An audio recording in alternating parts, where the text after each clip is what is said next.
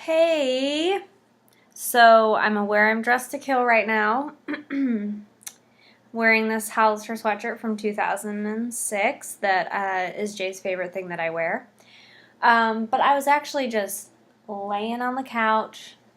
My mind was going, and I had some things that I wanted to share, both for you and for me. So these are Things to Live By 2014. They're things that I've learned, and a lot of them are things that I know in my head or in my heart, but I don't necessarily live by them. So this is a way for, I don't know, for me to hold myself accountable to living by these things and also to just share with you some of these things. I'm sure it's things that you've heard. But it's a good reminder. So I wrote them down. And the first thing that I've learned and that I'm going to live by is that you're worth standing up for. So basically, it's important to have a backbone in life. I'm a totally different person than I was 4 years ago, and I mean, I think that's for the better. I would hope people would say it's for the better. But I used to be kind of like, I guess, a nice girl. I mean, and I would say I'm still a nice girl, but my perceptions of being a nice person were very wrong. I was basically a mat, like a welcome mat, and I would just do whatever anyone asked me to. I would go above and beyond, and a lot of times would end up feeling pretty used. I never really stood up for myself, and it doesn't mean that, like, you don't be flexible or don't be nice to people, but what I mean by that is if you feel that something isn't right, you know, that something doesn't agree with your values, or it's just not what's best for you, like realistic wise, I don't mean like something you just don't feel like doing. You need to stand up for yourself. There's nothing wrong with saying no. You are worth standing up for. Like, and I mean that wholeheartedly. Like, don't just let people walk all over you, because I've learned in the past that people will take as much as they can get from you.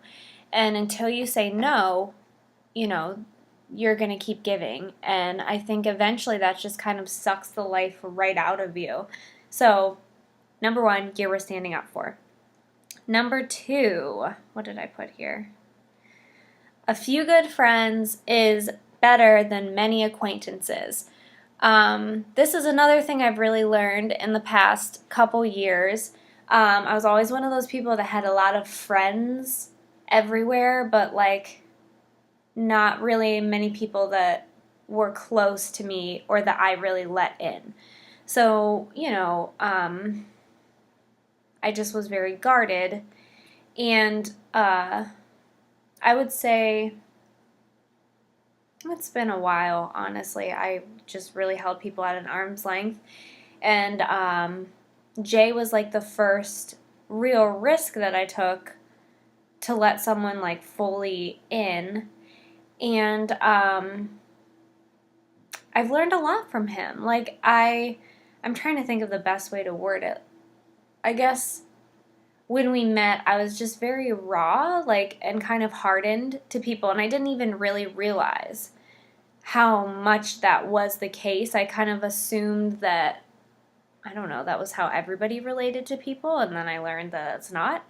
And we even dated for about 2 years, and we were engaged when he was like, listen, like, if I'm going to be your husband, you have to really let me in. Like, you can't just have me have this title and like not trust me. And I mean, I just am very independent. I would just do things on my own, and I don't know, I didn't really think anything of it, and that was just it. And he was like, no, you have to like really lean on me, like trust me to be there. So anyway, he was a major risk for me, but it was worth it. Like, I knew deep down that I just felt like this sense of safety with him. And So ever since we've gotten married, I feel like I've grown a lot in that area, but it's still something that I'm working on. But when we moved, Jay was like, we had pretty good friends from college, and I was just happy with that. I mean, who needs new friends? So we moved down here, and Jay was like, Liz, you're going to have to invest in other people. And I was like, I don't need new friends. Like, I'm fine. And he was kind of saying, like, you need people, like, to live. And so he really pushed me to let people in. And, I have a few very good friends down here, and I just have been so inspired by them, and I've learned so much from them, and it's worth it, to pick and choose the people that you're going to pour your heart into. And that doesn't mean don't be nice to other people, but to me, it's really important for me to be investing in friendships and relationships with people that I respect. And so, yeah, I just think it's so much better to have meaningful relationships with people that will be there through thick and thin than with a bunch of people that, like, maybe you're popular and you get along with people, but, like, honestly, if something happened, or I don't know, who would really be there, I guess, is the question that I have. And the people that would really be there are the people that are worth investing in. Okay, that was a long ramble. The third one is, yes, that's what I thought. Healthy people have healthy priorities. Whew. I learned this, well, I kind of took this for granted because I grew up in a home where I feel like generally pretty healthy priorities were evident. Both my parents worked full-time at least, but they were always, like, every night we had dinner together. I can't even think of, I was involved in a lot of things, and so was my brother, and I can't think of one event that they missed for me. And thinking about it makes me kind of emotional. But now that I'm older, I realize how hard that is. Like, you have employers that are demanding a lot of you, and you're tired from work and whatever. But I've just learned a lot that healthy priorities are very important. Family, I grew up in a home where family always came first. And, now that I'm older and I have bills to pay and a career to establish and, all that stuff, I realize how hard it is to maintain healthy priorities. Even just with a husband, I can't even imagine what that's like with children.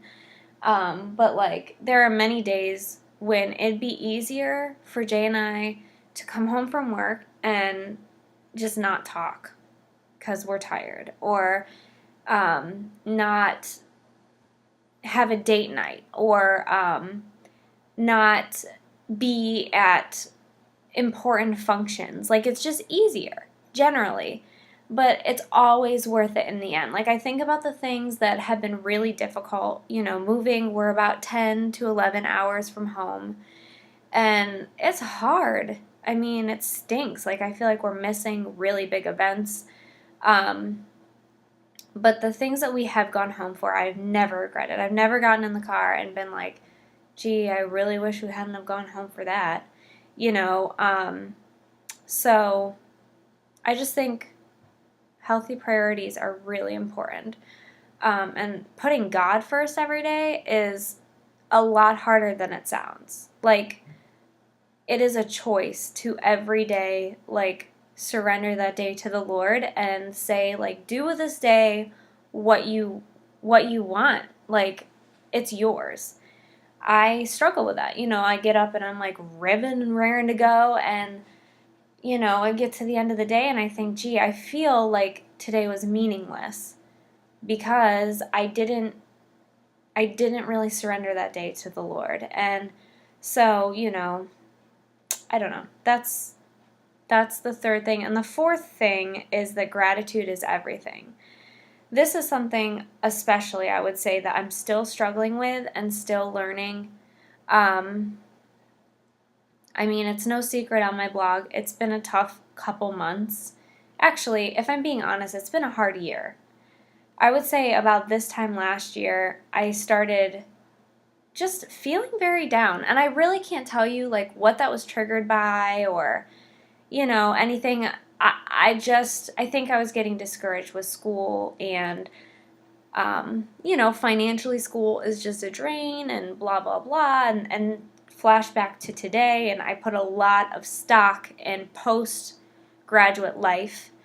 And, postgraduate life has been challenging. I mean, not bad, but it's been challenging. And so I think, as I've journaled and really tried to like process whatever is going on, I'm seeing a lot of patterns that I see in clients. And I never really thought that I would see them in myself.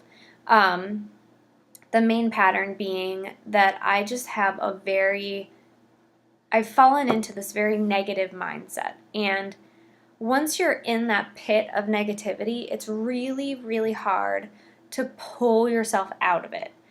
And,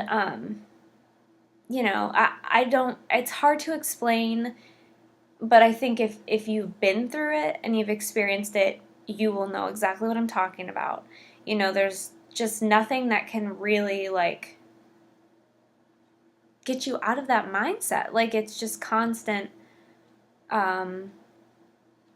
rehashing of negative things when there are beautiful things in every day. And I mean that honestly, not just there are really great things in every single day. There really are great things in every day. Like, I think about the fact that I come home to an apartment that is furnished and clean and warm, and I have a husband who loves me and family that love me, and I'm good at my job. Like, there are so many things to be thankful for, but I forget that. So I've been trying really hard to remind myself of those positive things.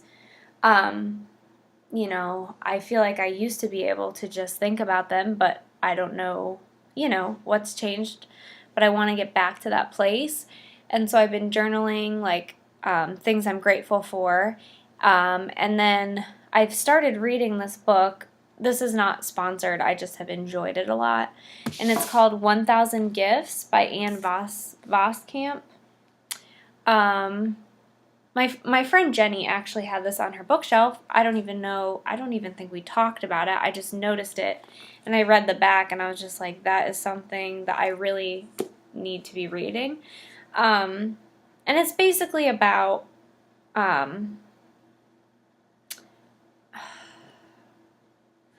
it kind of attacks those basic thoughts of, like, God is not good. We might say that, like, I verbally will say, God is so good, but do I believe that? Like, am I living my life like I believe that? Because our beliefs affect our actions.